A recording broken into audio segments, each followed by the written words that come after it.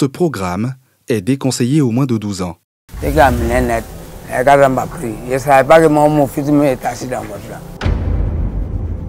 porte était bloquée.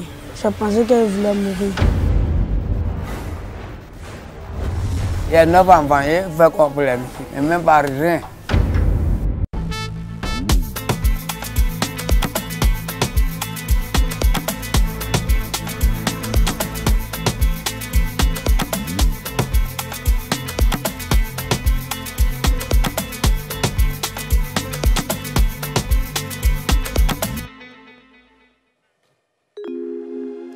Être chauffeur de taxi comporte des risques comme tout métier.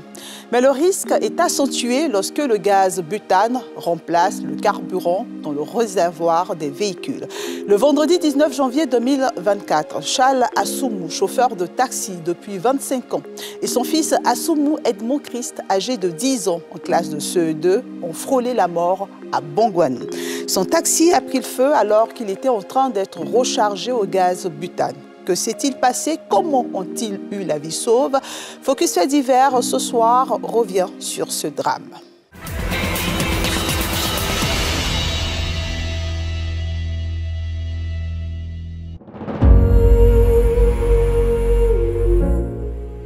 Bongouanou dans le Moronou, dans cette capitale du pays Agni, la quasi-totalité des taxis de la ville roulerait au gaz, au vu et au su de tous.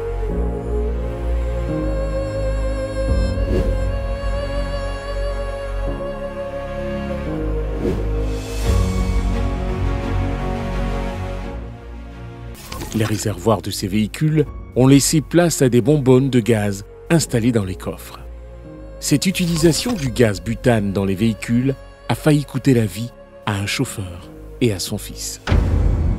19h, Bongouanou, quartier Kangandi, fin de journée.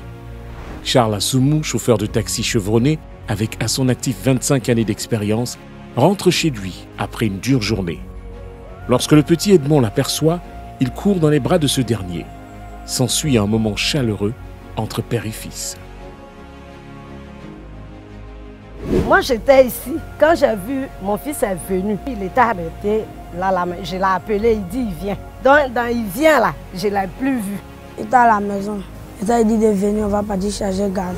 Charles embarque son fils dans sa voiture et prend la direction du dépôt de ravitaillement en gaz qui s'est transformé en une station d'un autre genre. L'utilisation du gaz comme carburant étant devenue monnaie courante dans la ville. Il a commencé à facturer en gasoil. Puis je suis venu en gaz.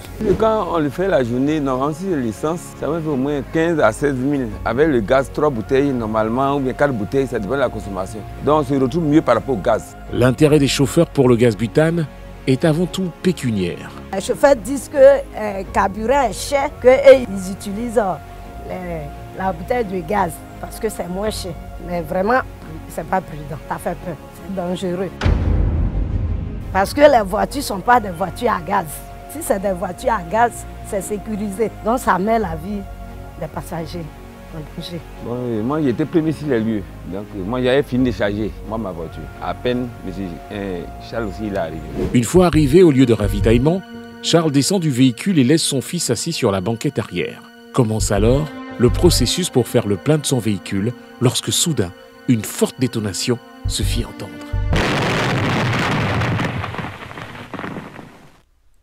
On enlève de la gaz d'abord, avant qu'on charge. Moi aussi, j'étais avec mon grand frère. On causait. Dès que non, il a appelé 2 bouteilles de gaz à mener, et même pas encore chargé. Dès qu'il a amené net, le gaz m'a pris. Je ne savais pas que mon fils était assis dans la voiture. Moi, je pensais qu'il était assis sur le banc. Il n'a même pas branché le gaz là même. Quand il est tombé, il n'a rien vu dedans. C'est à l'hôpital, 3 jours à l'hôpital. Le 19 janvier à 19h24. Il a roulé jusqu'à le soir. Et puis je suis venu saluer mes amis. Et puis je suis là, il a très compté mon argent. Un coup, il a entendu bruit. Boum! Maintenant, il tourne. Oh, papa de papi qui regarde là pour manger là-bas. C'est ça, moi-même. Il dit, ah, ok, si c'est comme ça là, il a fait quitter ma voiture à côté des voitures. Il attend, aidez-moi, aidez-moi, aidez-moi. C'est quand on a très parlé, même la voiture a très brûlé. Le monde il tremble. Il dit, ah, il a fait comment pour venir là-bas pour qu'il puisse faire sortir l'enfant. Le bruit assourdissant de l'explosion alerte les riverains qui accourt pour savoir ce qui se passe. Mais à la vue de l'intensité des flammes, personne n'ose s'approcher de plus près. Charles, le père, projeté au sol, est mal en point et son fils est pris au piège dans la voiture en feu. Il faut vite agir, le temps presse. Marcelin, l'un des collègues de Charles, vole au secours du petit Edmond. J'étais dans la voiture. Mon papa est descendu. Il dit d'envoyer torche là. C'est moi j'ai parti. Il lui donnait le téléphone. Et puis c'est ça j'attendais. La voiture là s'est explosée. Il a dit au secours, au secours. C'est ça le tortionnaire est venu. Il a cassé Carole là, il m'a enlevé. La porte était bloquée. Je pensais qu'elle voulait mourir. Donc comme moi, je me suis levé là. Je me suis enlevé à l'hôpital.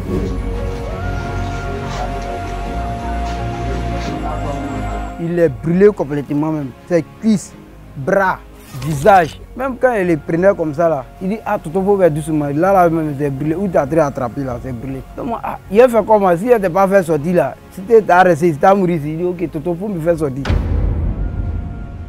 Le petit Edmond est sorti in extremis de la voiture. Il présente des brûlures sur tout le corps et ne cesse de pleurer. Sa mère, qui vendait à quelques encablures du lieu du drame, est informée. Elle se précipite sur les lieux et trouve son fils dans un piteux état. On dit un gaz a brûlé l'enfant. Au même moment, il y a un chauffeur qui est passé. Et puis il a dit, il est dans la voiture. Mais je demande qui est réellement touché. On me dit c'est Charles et puis son fils. On a couru, on va au Creusot. Le petit est assis, il est vraiment blessé. Les gens l'ont entouré, tout ça là, ils attendaient les pompiers. En tout cas, c'était grave. Il était paniqué parce qu'il est le seul enfant. Il n'a plus d'enfant, il est seul. En tout cas, c'était pas bon pour moi. Les sapeurs-pompiers sont alertés. En attendant, Charles, le père, est évacué dans un taxi vers l'hôpital général de Bongouanou. Le cas de son fils semble critique en raison des brûlures. Personne n'ose le toucher. Sous le choc et apeuré, sa mère et sa grand-mère attendent patiemment l'arrivée des secours. On n'était pas dit que donc c'est Ali qui a envoyé un Charles à l'hôpital du Kangandi. Après là, maintenant, ils ont dit qu'ils ne pouvaient pas maîtriser, donc ils se rendent dans un grand hôpital là-bas. Il n'était même pas sur moi-même. Ma tête n'était pas là. Il ne savait pas ce qu'il allait faire, en tout cas. Mais c'est Dieu. Pour arriver à l'hôpital, du coup, ils vont à l'hôpital. C'est là, ils ont commencé à soigner l'enfant. Pour préparer même là, on a peur de ça. Moi-même, je ne me retrouvais pas. Hein. Je ne sais pas comment, même mon porte-monnaie, tout ça, là, c'est les amis de mon fils là qui ont pris pour me donner parce que je tremblais sur moi, je transpirais comme si on avait fait l'eau sur moi. On ne pouvait pas toucher le petit. Bon, vraiment, je ne sais pas, mais ça n'a pas été facile.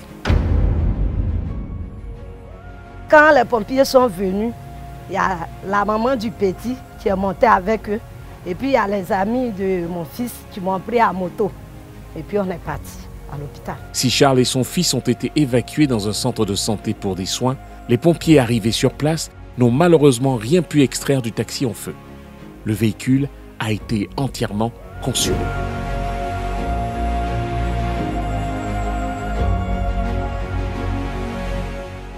Non, on ne pouvait pas. On ne pouvait pas. Jusqu'à ce que les pompiers n'arrivent là, la voiture était déjà finie. Lui-même, ses pièces, l'argent, son permis, tout est resté. Il a été projeté par le gaz. Non, on n'a pas de sécurité, on le sait que ce n'est pas normal, mais bon, on a habilité à le faire, par le manque de moyens. On n'a pas de projet. L'handicap, c'est que, bon, normalement, ils nous ont dit que c'est la cigarette, les briquets et tout, donc bon, on le fait avec, c'est comme ça. Charles a tout perdu dans cet incendie. Le propriétaire du véhicule que conduisait Charles n'a pas souhaité revenir sur l'incident. Fort heureusement, le père et le fils s'en sortent avec quelques séquelles. Parents et amis restent marqués et traumatisés par ce drame qui aurait pu leur coûter la vie. C'est Dieu, hein? En tout cas, Dieu les a sauvés. Parce que vraiment, ça pouvait devenir plus pire que ça. Puisqu'il y avait des maisons à côté, il y a l'électricité. Faut plus qu'ils vont mettre gaz dans la voiture. Malgré cet incident, Charles, lui, est prêt à reprendre le travail à bord de ces taxis qui sont en réalité de véritables engins explosifs. Je sais comment faire pour avoir... Il y a 9 enfants, il fait quoi pour les nourrir? Et même pas rien. Moi, il y a goulé, voilà, mais c'est qui est garé là. Il n'y a même pas l'un pour faire même. Hein? Là, c'est un gasoil. Comment faire pour faire? Tout l'un qui assume, il peut faire ça, il peut faire enfin. L'utilisation du gaz butane comme alternative au carburant conventionnel est une pratique illégale et risquée. Elle met en danger la vie des chauffeurs ainsi que celle de leurs passagers.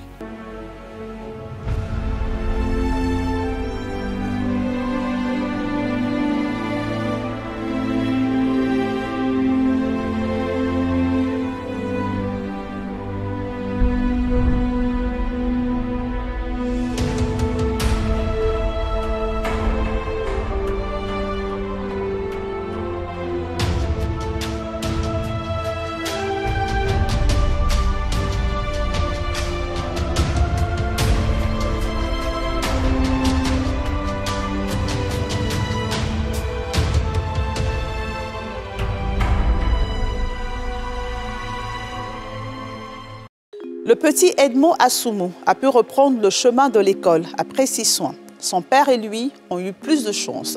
Mais il faut rappeler que les incendies et explosions de véhicules fonctionnant au gaz butane ont coûté la vie à plusieurs personnes.